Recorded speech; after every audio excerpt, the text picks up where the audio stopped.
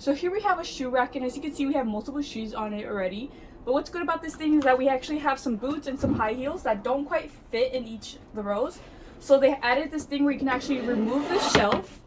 You can either take it off completely or actually use these things in the corner to actually level up the shelf. So let's do that now. And then we just place the shelf in. And now the boots fit.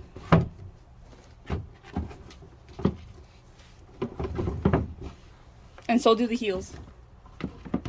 And you think this shelf is useless? Nope, you can actually put your own slippers on here. And it's perfect space. If you're running out of shoe space, as we do here, you can actually start stacking them up. Let's throw a demonstration. As you can see now, it's actually compatible with another shoe rack.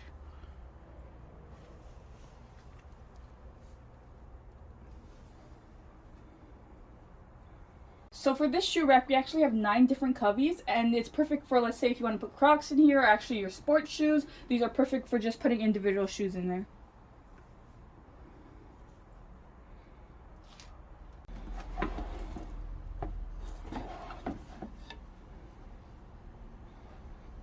The Crocs.